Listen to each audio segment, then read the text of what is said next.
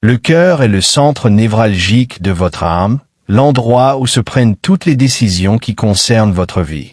Dieu tient davantage à protéger la source de votre vie que tout ce que vous possédez. Mes amis, pensez à un maître horloger dont les mains sont son atout le plus précieux. Il ne les expose pas à des produits chimiques agressifs. Il ne les utilise pas pour des travaux pénibles. Il les protège avec un soin exceptionnel, car c'est de ses mains que naît le travail délicat et précis qui définit son art. De la même manière, votre cœur est la source précieuse d'où jaillit toute votre vie. C'est le centre spirituel d'où découle chaque pensée, chaque parole et chaque action. Le protéger n'est pas une simple suggestion. C'est l'instruction la plus essentielle pour une vie pleine de sens et de paix. La Bible nous donne ce commandement fondamental dans le livre des Proverbes, au chapitre 4, verset 23. Garde ton cœur plus que toute autre chose, car c'est de lui que jaillissent les sources de la vie. Ce n'est pas une observation passive, mes amis, mais un commandement actif. C'est un appel à être un gardien vigilant à la porte de votre propre cœur. L'Écriture nous enseigne que tout ce que vous vivez provient de ce lieu sacré. Ce que vous laissez entrer dans votre cœur déterminera, en fin de compte, la direction et la qualité de votre existence. C'est la source d'où jaillissent les flots de votre vie. Si la source est polluée, les flots seront contaminés. Mais si la source est pure, les flots apporteront la vie partout où ils iront. Par conséquent, l'état de votre cœur n'est pas une affaire privée. C'est une déclaration publique. Cela affecte votre famille, votre travail et votre témoignage pour le Christ. Nous devons comprendre que la protection spirituelle ne consiste pas à construire des murs pour se cacher du monde. Il s'agit d'installer un filtre divin qui ne laisse entrer que la vérité de Dieu. Cela signifie avoir le discernement nécessaire pour savoir ce qu'il faut accueillir et ce qu'il faut rejeter. Aujourd'hui, j'explorerai comment nous pouvons activement protéger ce centre vital de notre être avec sagesse spirituelle et discernement divin. Je prierai également avec vous une prière puissante au nom puissant de Jésus. Alors, regardez jusqu'à la fin et ouvrez vos cœurs pour recevoir les bénédictions de cette prière. Examinons maintenant cette vérité puissante, l'importance d'un filtre spirituel. Mes amis, votre cœur est constamment exposé à des informations, à des idées et à des influences. Chaque chanson que vous écoutez, chaque émission que vous regardez, chaque conversation que vous avez est une offrande faite à votre cœur. Le monde se soucie peu de la pureté de votre esprit. Il cherche seulement à y semer ses graines. Sans filtre, votre cœur devient un champ où les bonnes et les mauvaises graines se mélangent. Vous ne pouvez pas vous permettre d'être indifférent à ce que vous laissez prendre racine en vous. L'apôtre Paul nous a donné une norme claire, une véritable liste de contrôle divine pour nos pensées.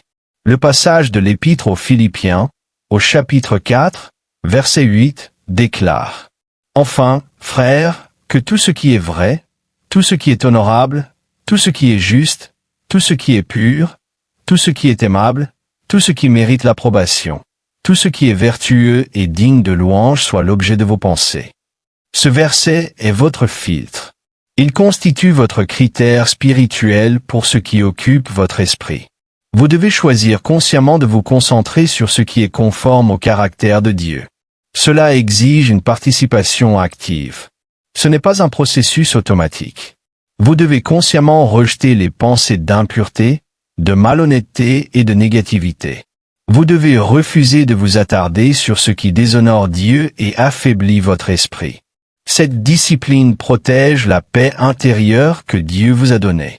Le psalmiste a pris un engagement similaire, un vœu personnel de pureté, comme le rapporte le psaume 101, verset 3. « Je ne mettrai rien de mauvais devant mes yeux. Je ai la conduite de ceux qui s'égarent.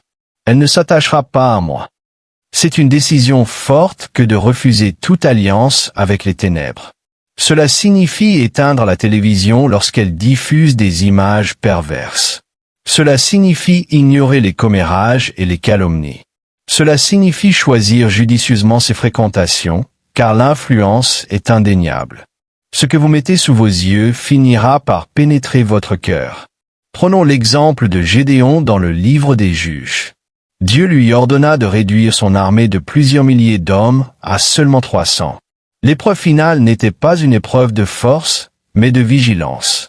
Gédéon conduisit les hommes à l'eau pour qu'ils boivent. La plupart s'agenouillèrent, le visage plongé dans l'eau, complètement absorbés. Mais 300 hommes burent l'eau dans leurs mains, gardant les yeux levés et surveillant l'ennemi. Ce sont eux que Dieu choisit. Ils ne furent pas choisis pour leur force, mais pour leur discernement. Ils comprenaient l'importance de rester vigilants, même dans un moment de détente. Ils faisaient preuve d'une vigilance constante. C'est ce type de vigilance que nous devons appliquer à nos propres cœurs. Nous devons toujours veiller, toujours filtrer et toujours discerner ce que nous laissons s'approcher de nous. C'est ainsi que nous préservons la source de la vie. Mes chers amis, concentrons-nous maintenant sur le champ de bataille de l'esprit. Le principal champ de bataille de votre cœur, c'est votre esprit. C'est là que se forment les pensées, que les idées s'affrontent et que les croyances se cristallisent. L'ennemi sait que s'il contrôle vos pensées, il finira par contrôler votre cœur. Il vous bombarde de pensées de peur, de doute, de sentiments d'insuffisance et de tentation. Ces pensées sont comme des flèches enflammées destinées à blesser votre esprit et à paralyser votre foi. Mais Dieu ne vous a pas laissé sans défense sur ce champ de bataille crucial. Il vous a donné des armes spirituelles suffisamment puissantes pour surmonter toute attaque mentale. La Bible nous donne notre stratégie dans la deuxième épître aux Corinthiens, au chapitre 10, des versets 4 à 5. Car les armes avec lesquelles nous combattons ne sont pas charnelles, mais puissantes par Dieu pour renverser les forteresses, pour détruire les raisonnements et toute hauteur qui s'élève contre la connaissance de Dieu, et pour ramener toute pensée captive à l'obéissance de Christ. Ce passage révèle que vos pensées ne vous contrôlent pas. C'est vous qui les contrôlez. Au nom de Jésus, vous avez l'autorité pour vaincre toute pensée négative. Vous pouvez contester tout raisonnement qui contredit la parole de Dieu. Vous pouvez démolir toute forteresse de peur ou d'incrédulité érigée dans votre esprit. Il s'agit d'un combat spirituel actif qui se déroule à chaque instant. Vous n'êtes pas obligé d'accepter toutes les pensées qui traversent votre esprit. Vous pouvez choisir ce que vous croyez. Cette victoire spirituelle s'obtient par un processus de transformation.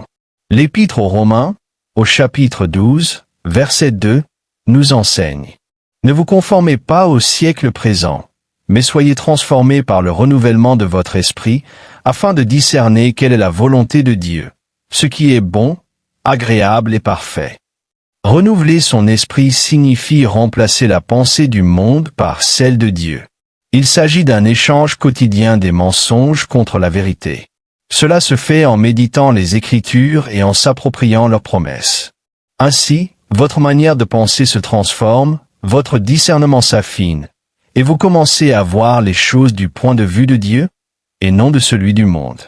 Cette transformation est essentielle pour protéger efficacement votre cœur. Pensez à l'histoire du roi Josia dans le deuxième livre des rois. Il devint roi de Juda, une nation qui avait oublié Dieu.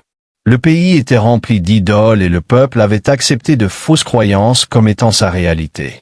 Pendant des générations, leurs esprits avaient été conditionnés par l'idolâtrie. Un jour, le grand prêtre découvrit le livre de la loi dans le temple. Lorsque les paroles de Dieu furent lues à Josia, quelque chose se brisa en lui. La vérité de la parole de Dieu devint une arme puissante contre le bastion du mensonge.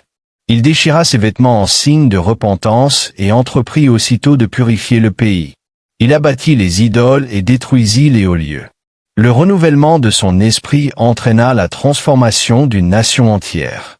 Son histoire nous révèle la puissance de la parole de Dieu pour renverser les raisonnements et les fausses croyances. Elle démontre qu'aucune forteresse n'est trop ancienne ni trop puissante pour être brisée par la vérité. Voilà comment gagner la bataille intérieure, en laissant la parole de Dieu vous renouveler de l'intérieur. Réfléchissons maintenant à la pratique du discernement. Mes amis, protéger son cœur ne se limite pas à se défendre. Il s'agit aussi de développer une perception spirituelle. Le discernement est la capacité de distinguer le vrai du faux, la voix de Dieu des autres voix. C'est un sens spirituel qui se développe avec la maturité et la pratique. Ce n'est pas un don réservé à quelques élus, mais une aptitude que chaque croyant peut cultiver. Une personne dépourvue de discernement est vulnérable.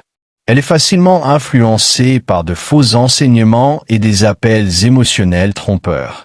Elle peut avoir de bonnes intentions, mais manquer de sagesse spirituelle pour voir au-delà des apparences. Cette maturité spirituelle est indispensable pour naviguer dans un monde rempli de tromperies. L'auteur de l'Épître aux Hébreux décrit cette aptitude en ces termes. Mais la nourriture solide est pour les adultes, pour ceux qui, par l'exercice, ont entraîné leur sens à discerner le bien et le mal. Remarquez l'expression clé, par l'exercice. Le discernement spirituel est comparable à un muscle. Il se renforce à mesure que vous l'utilisez.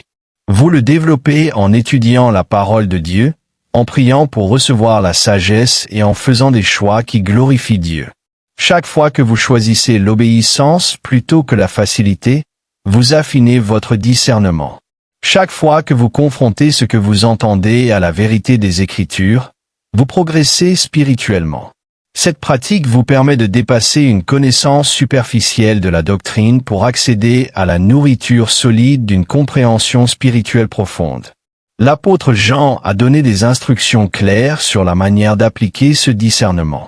Il écrit: « Bien-aimés, n'accordez pas votre confiance à tout esprit, mais éprouvez les esprits pour savoir s'ils sont de Dieu, car beaucoup de faux prophètes sont venus dans le monde. » C'est un appel à devenir un gardien spirituel vigilant. Vous ne devez pas accepter aveuglément chaque message, ni chaque prophétie.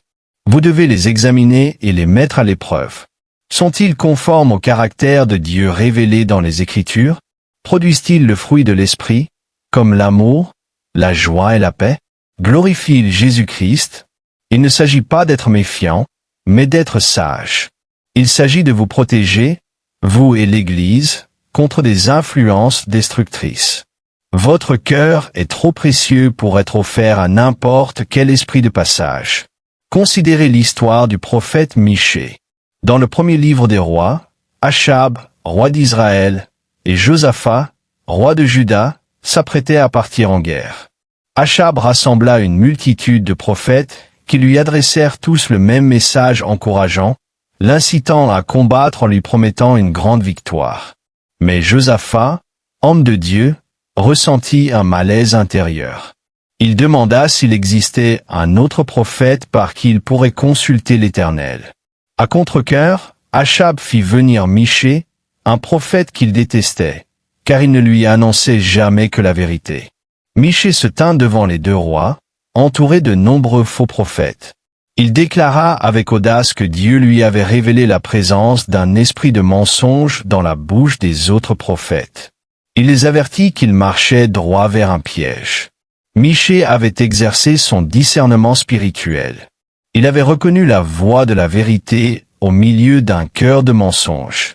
Il ne se laissa pas influencer par l'opinion majoritaire ni par le désir de plaire au roi.